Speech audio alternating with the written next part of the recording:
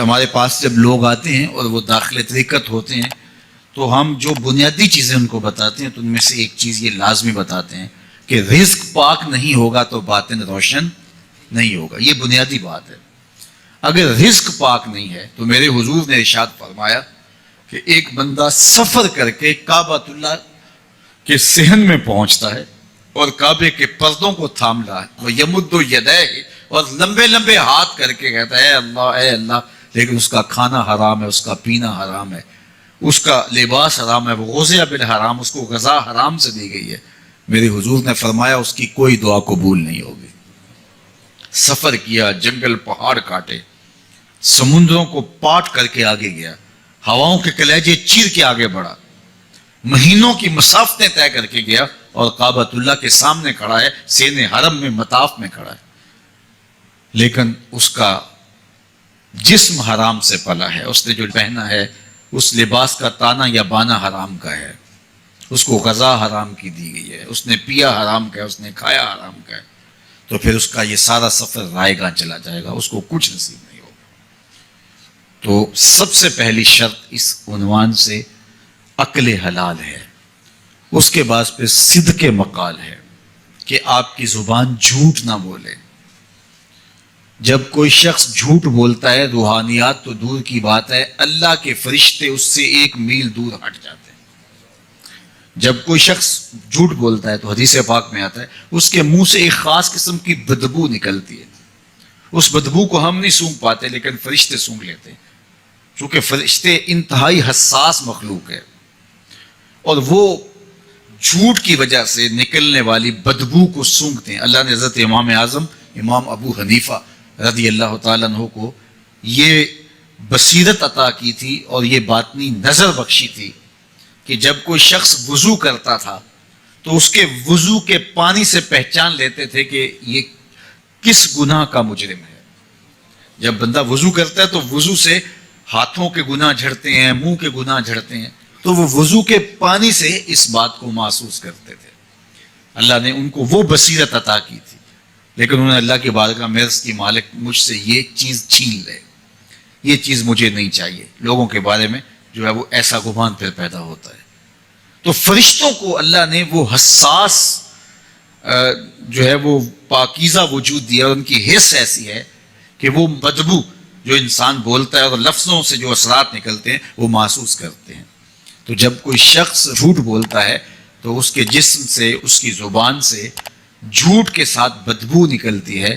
اللہ کے فرشتے 1 میل دور تک پیچھے ہٹ جاتے ہیں. تو مجھے بتائیے, جو شخص جھوٹ بولتا ہو کیا اسے کوئی روحانی مرتبہ مل سکتا ہے؟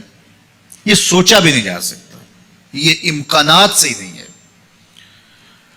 اللہ کے محبوب علیہ السلام سے پوچھا گیا کہ حضور کوئی مسلمان, کوئی مومن کیا بزدل ہو سکتا ہے؟ فرمایا نہیں, وہ بہادر ہوتا ہے, لیکن ہو سکتا ہے کبھی اس سے بزدلی بھی سرزد ہو جائے. انسانی کمزوری ہے, کبھی انسان بہت طاقت میں ہوتا ہے اور کبھی انسان کمزور بھی پڑ جاتا ہے. فرمایا ہو سکتا ہے کبھی اس سے ہو بھی جائے. پھر پوچھا کہ بخل کر سکتا ہے؟ فرمایا نہیں, مومن سخی ہوتا ہے لیکن ہو سکتا ہے کبھی اس سے بخل بھی ہو جائے.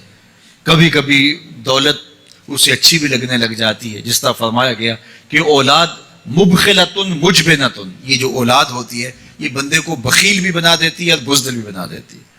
جب اولاد نہیں ہوتی تو بندہ سخی بھی ہوتا ہے اور بندہ جو ہے وہ مشکل حالات میں بھی کود جاتا ہے, لیکن جب اولاد ہوتی ہے تو پھر مشکل حالات میں کودنے سے پہلے سوچتا ہے میرے بچے ہیں یتیم ہو جائیں گے.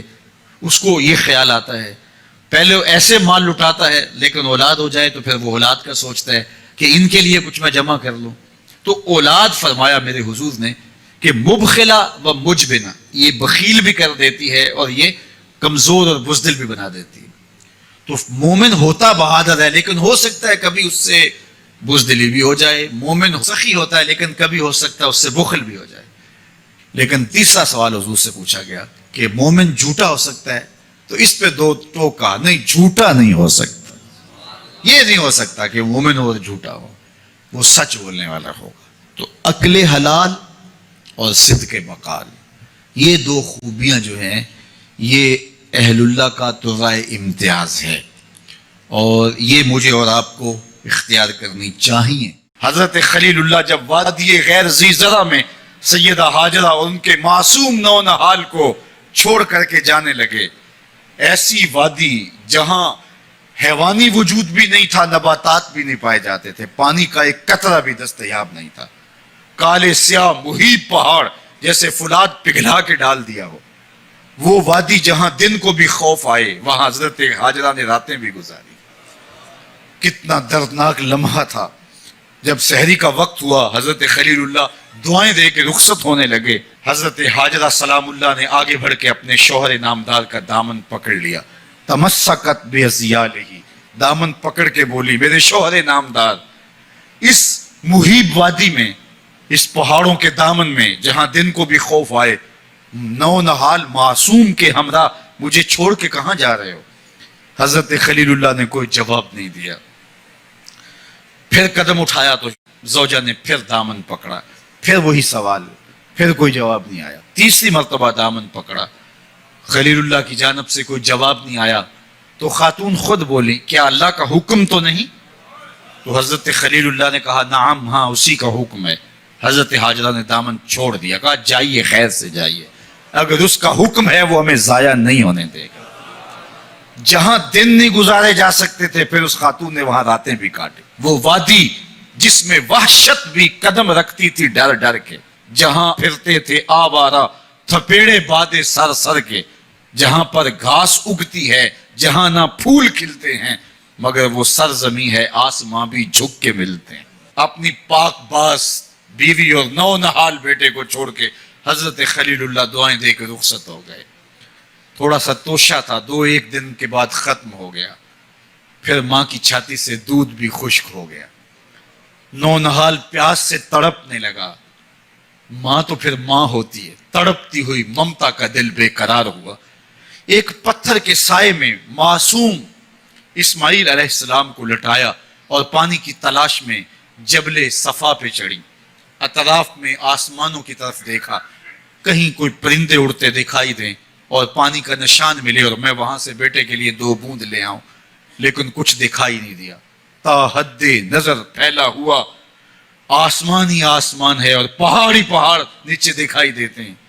پھر مروہ پہ آئیں، درمیان میں نشیبی جگہ تھی، وہاں بیٹے کا من موہنا چہرہ دکھائی نہیں دیتا تھا. دوڑ کے گزری اور جا کے صفا پہ گھوم کے دیکھا، کچھ نظر نہیں آیا.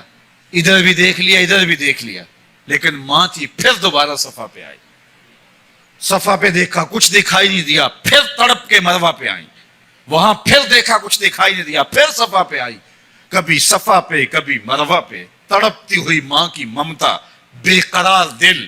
ادھر پانی کی پیاس سے تڑپتا ہوا معصوم اسماعیل پتھر کی اوٹ میں. درمیان سے ماں گزرتی ہے تو بھاگ کے گزرتی ہے کہ بیٹے کا من مونا چہرہ بھی نگاہوں کے سامنے رہے. ذرا منظر تو دیکھو کتنا دل آویز ہے. اللہ اکبر، سینوں میں پتے پانی ہو جائیں، پتھر بھی ہو تو پگھل جائے اس زہرہ گداز داستان سے.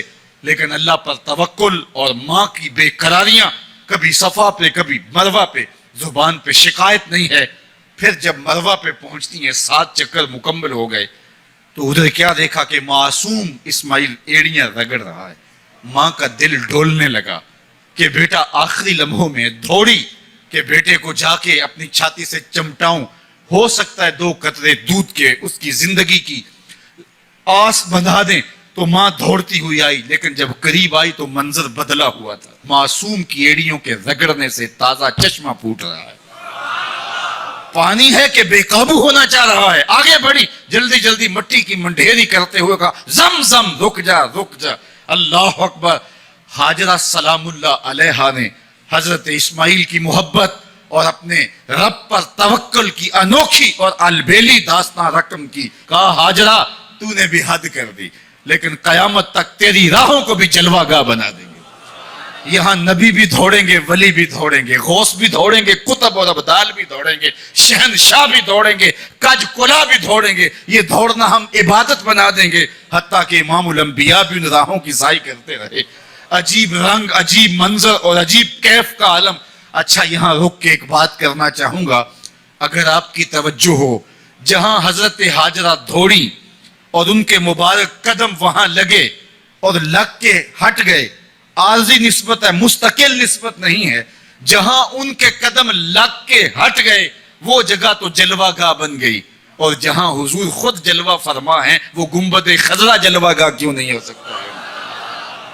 اب یہ پانی جہاں حضرت اسماعیل کے قدم لگے، یہ پانی دنیا کا عظیم ترین پانی ہے، اور پھر اس کا پروٹوکول یہ ہے اس کو کھڑے ہو کے پیا جاتا ہے۔ یار یہاں بھی روک کے ایک بات کہہ دوں، حضرت اسماعیل کے قدموں کو چھونے والے پانی کا پروٹوکول ہے کہ اس کے لیے کھڑے ہو جائیں، اور حضرت اسماعیل مسجد اقصی میں جس کے پیچھے کھڑے ہو کے نماز پڑھتے ہیں اس امام کے لیے کھڑے ہو کے مصطفیٰ جان رحمت پہ لاکھوں سلام پڑھ لیں تو اس میں شرک کہاں سے آ جائے گا؟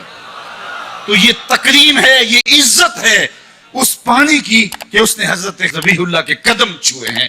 تو یہ سارا حج اللہ اکبر ہمیں ہمارے ماضی سے جوڑتا ہے۔